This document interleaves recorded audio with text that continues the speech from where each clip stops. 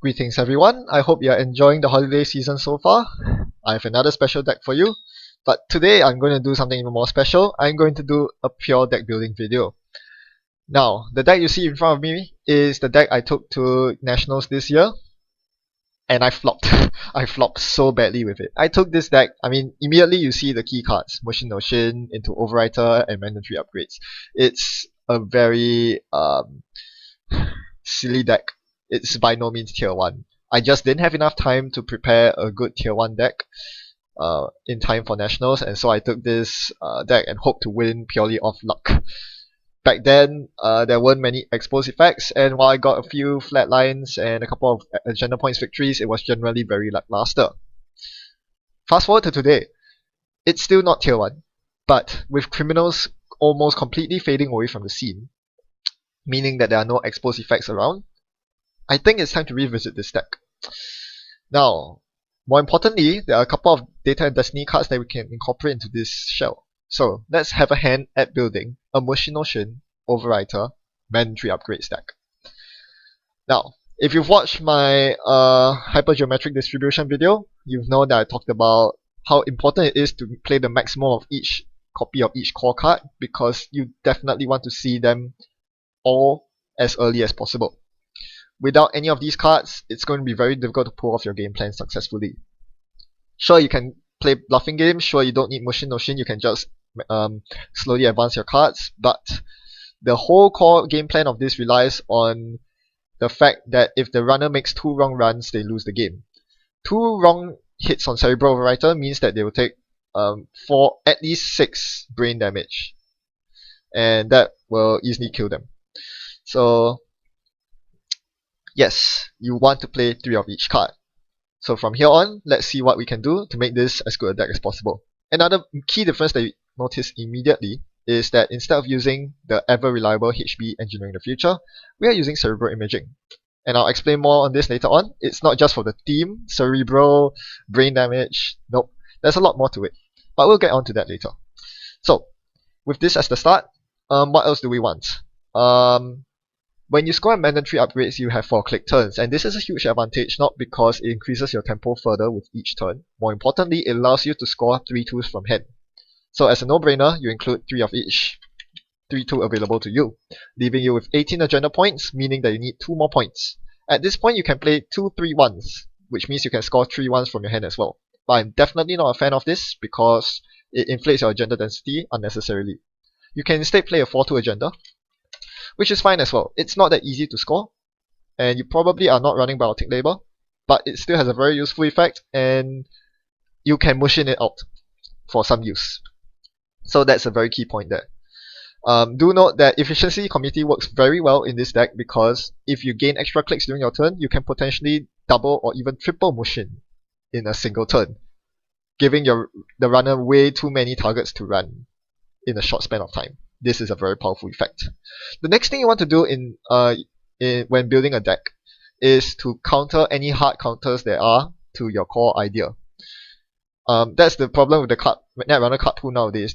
The card pool is so diverse that there are so many counters out there. If you're playing a flatline deck, you have to, rather a Scorched Earth deck, you have to worry about plus creep. Here we are dealing with brain damage, which isn't so bad. There are very few counters out there, and they generally don't see any more play. The more worrying part is the fast advance part. Fast advancing agendas with 4 click turns, because there is now a counter to fast advance in the form of Clot. Do note that, again, I need to reiterate, the entire goal of this deck is actually a dual one. You have 2 paths to victory, either flatline by Overwriter or scoring out. You need to be able to threaten both. As I mentioned in numerous previous videos, if you're only relying on one route of victory, especially if it's the flatline one, you're not going to do very well. With double threats, you are much more likely to win, putting the runner in a bind. So as I said, Clot is a problem, and we need to counter that with Cyberdeck's Virus Suite. Most decks include 1. I'm going to include 2 copies because scoring agendas is a key part of our plan, and if the Cyberdeck is stuck in the bottom of our deck, we can't win against Prepaid Kate with Clot. That is awful. So we need 2 copies for consistency. Another big reason to run this in HB as opposed to Jinteki, say, because Jinteki has more traps, is the use of archive memories, which cost 2 influence, but is free here. This is very important to recur a lot of things, but mostly Mushin no Shin, because when you can recur Mushin no Shin, you can threaten lots of cerebral overwriters. You can even recur cerebral overwriters, making it possible to just install advance every single turn and force the runner into very tough spots. Now back to countering hard counters. There's another big hard counter to cerebral imaging, and that is credit denial. Vamp and account siphon are the two biggest enemies to CI, because when you are stuck at 0 credits, you are forced to dump all your agendas into archives or hold them all in your hand, both of which will instantly lose you the game more or less. So you need hard counters to those denial cards, which is why I'm going to spend influence on Chrysium Grid. My old deck included Sealed Vault as well, which is a very good choice for that, but generally Chrysium Grid is just so much more flexible, especially against decks that don't attempt to deny you, like Prepaid Kate as mentioned. It's still useful against the likes of Maker's Eye and Legwork. So Chrysium Grid is very important, and it also synergizes with archive memories, making it very, very taxing on the runner if they want to deny your Chrysium Grids, because you can recur them with just 2 clicks. Alright, so back to why I play this in Cerebral Imaging. You'll notice that this is very much a combo-tastic deck. You need so many cards for the combo to work. You need Mushin no Shin into an agenda, Mushin no Shin into an overwriter. You want to hold all these cards in your deck. You want to hold archive memories. You want to hold, so many things you want to hold. This is why you want Cerebral Imaging, to get a lot of hand size so that you can hold all these cards and have options available to you every single turn. It also allows you to make interesting plays, such as archive memory into overwriter and threatening to Mushin it out the very next turn. You need hand size to be able to hold all that information, all those cards. So this is why I forgo the very incredible money engine of ETF for the hand size. And because we're playing Cerebral Imaging, we use the standard Cerebral Imaging money suite, which is operation-based econ, which is more reliable than, say, EVE campaigns, which I played in my older deck. And yeah, because they cannot be trashed. And it can be recurred with archive memories to burst you up very quickly. Burst money is very important because you want to get up to about 10 credits as soon as possible, so that you can start raising ice without worrying about the downside of CI's ability. So with all that said, we're just going to include 9 of the best burst money cards available to us without costing influence. Blue level hedge fund restructure. So we have that, and now we can start dealing with the ice. If you've seen any of my past videos, I've been playing food codes a lot. I've been playing against food codes a lot. It's getting boring, but one thing you can learn from that is that these are the best pieces of ice in the game right now. There's no reason not to play 3 copies of them in almost every single purple deck, including this one. Even though there are 15 operations, Architect is still very useful for recurring annoying upgrades, such as these. Or to simply install more ice. It's pretty useful. You almost always have to break it as the runner, even against CI. All these are no-brainer 3-offs. And for code gates, which we are lacking, let's throw in what is the best code gate without spending influence? That's a pretty tough question. Now, curing is meant as a remote code gate, but it is just so good in the current climate. Right now, there are way too many Faust decks, Faust Siphon, Faust DLR, that even one copy of it to protect your HQ is not a bad choice at all. It is a gear check. Not very taxing once you get a decoder out like York or Guardian Blade, but still worth including one off just in case. Another good code gate is Viper, which is often forgotten. Viper is cheap to res, which is good for CI, and is very taxing. But the main problem with Viper is that there are just a few too many things that almost completely nullify it. If you have a York with Data Sucker out or Net Ready Ice out, Viper is useless. If you have 2 or more Link, like with Guise or Sunny, Viper becomes useless. If you have a Sai and you run last click, Viper becomes almost useless. This is why I only include 2 copies of it. Also, Artman 4 deals with most of the ice here, so I have to be careful of that. Now, I feel like I'm running a bit too long on code gate, so let's close it off with a Victor 1. Victor 1 is pretty steady, and has to be, and all 2 subroutines have to be broken, because Otherwise, if you land brain damage, it goes very well with your Cerebral Overwriter plan of flatlining them. So this leaves you with 13 eyes. The usual golden rule of thumb is 16 eyes for a typical Corpsite deck, but I can afford to play less eyes than that because I'm not planning to make remotes at all. Yep, all my agendas are going to be scored either via fast advance or by Mushin no Shin. So there's no need to create a scoring remote, there's no need to create a money remote because I'm not running campaigns. So I can afford fewer eyes, with the caveat that I don't see my eyes consistently in my opening turn, which means HQ or R&D might be vulnerable on turn 1. Not that bad considering that I have Crisium Grid to protect against the likes of Ground Siphon, Keyhole, etc. So we'll leave it as that. Notice I'm up now to 45 cards, but more importantly, I have a lot of influence left unspent. What's the best way to spend this influence? Can you think of any cards in Data and Destiny that could help this deck? I think you can. Give yourself a few moments. I'm sure you can find a good card that will fit in very well with my strategy. Have you found it yet? The whole reason why this card, Media Blitz, was printed was to synergize with mandatory upgrades. There is no better agenda to play this with, and I don't think any other agenda is viable when you're building a deck around Media Blitz, because most of the good effects that come from Media Blitz are printed on 3-point agendas, 5-3 agendas, the likes of the Cleaners, likes of Restructured Data Pool, and the Fragments, Eden, Hades, Utopia. That's very bad. If your game plan relies on donating a 3-pointer to the runner, you are in a very bad place because the runner's halfway to victory. So this is why it's very good with Man Up, because Man Up's only worth 2 to the runner. They have barely won.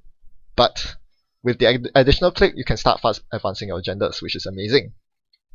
The only two real problems of Media Blitz are, firstly, its influence, and secondly, the fact that it's a current. The influence cost means that I cannot play two or more copies of it. This maxes out my influence, which is not good because I still want to spend more influence, as you'll see later. The more important reason is that it's a current, which means it'll get trashed if the runner steals an agenda. For this reason, you want to lower your agenda density. 10 2-pointer agendas are decent, but it's not good enough. This is a problem. How can I reduce my agenda density? Well, once again, we look to the tier 1 deck of food codes for answer, and the answer lies right in the title, Global Food Initiative. When we put Global Food in our deck, we can reduce the agenda density, so let's aim to go down to 9 agendas. To go down to 9 agendas, 1 Global Food will not cut it, because if I cut 2 random agendas, I'll go down to 19 points, which is illegal. So, I need at least 2 Global Foods. This allows me to cut 3 agendas from this suite, the Efficiency, Committees, and Obvious Cut. And now I need to cut 2 more to bring me down to 20 agenda points, which is the legal limit. But what do I want to slash? I actually want all 9 of these agendas. I need the 3 tools to fast advance, and I need the Man Up, 3 copies of it. Granted, any Man Up past the first copy is pretty useless, but still, you need the consistency of mandatory upgrades. You need to see them. As I stated at the very start of this video, it is a core part of the combo. You cannot have less than 3 copies, because if you don't see any Man Up, you'll be playing with 3 clicks for your entire game, which is not a good thing. So I would propose slashing the other 3 2 agendas. And between Vitruvius and Beta Test, Vitruvius allows you to recur all your useful cards like Mushin no Shin, your traps, etc. in instant speed, which Archive Memories cannot do. Beta Test is useless because you only have so few eyes, and they are not very expensive to rest, so Beta Test is the obvious cut. We slash 2 copies, going down to 20 agenda points, and now we have a lower agenda density. This is how you make a good deck. The best thing about Global Food is that even though it doesn't provide a benefit, you can Mushin it out. You cannot fast advance it, but you can Mushin it out. If the runner fails to run it, you score 3 points, meaning you only need 3 agendas to win the game. Whereas if the runner steals it, they still need 4 agendas to win the game. So this is huge. And this is why I think this is a very solid include even in this sort of deck. It's not a Glacier deck, but Global Food works very well. Alright, so now that's done, we realize we only have 2 influence left to spend, which is why you cannot include Media Blitz. So what's the best card to use on the remaining 2 influence? Well, why not just include the best corp card in the game, Jackson Howard. I mean, you don't really need Jackson Howard in Cerebral Imaging because you don't need to elevate agenda flat.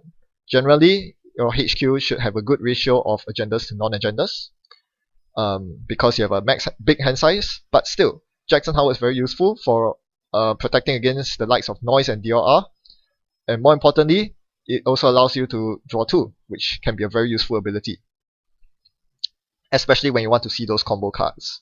So the consistency of Jackson Howard cannot be underrated.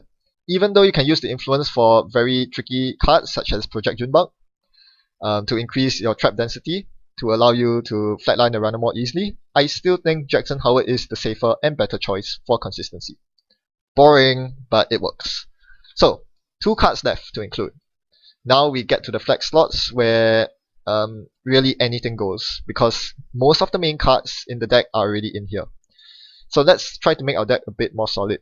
You could include more ice, but I'm just going to leave it as this. I find that ice is generally more useless towards the mid to late game, because your centrals either get too expensive to defend, and firstly, your centrals get too expensive to defend, and you don't need a scoring remote. So one important card that we can include is, let's see if I can remember it. Yeah, you could include biotic labels. Not that useful. At this point, noting that it's a CI deck, one very important card to include is Reclamation Order. Just a one-off.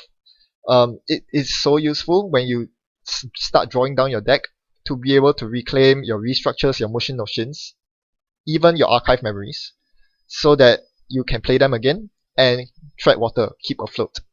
This is a very powerful card that will give you the sustain that you need towards the mid to late game, because the operation-based economy gives you very little money, so the importance lies in being able to recur them indefinitely, and Reclamation Order allows you to do that in conjunction with archive mems. Finally, with the last card, let's just include a subpar economy card in green level clearance. It's not the best, but since we have the extra deck slots, why not? More money and more card draw means that we can draw a combo more reliably and play it out better. Never a mistake to include more money. So there you have it. A solid deck. Well, solid, not tier 1 deck, but a solid piece of jank that I will be playing in an upcoming video. Be sure to tune into it. In the meantime, thanks for watching and happy net running. I'll see you around.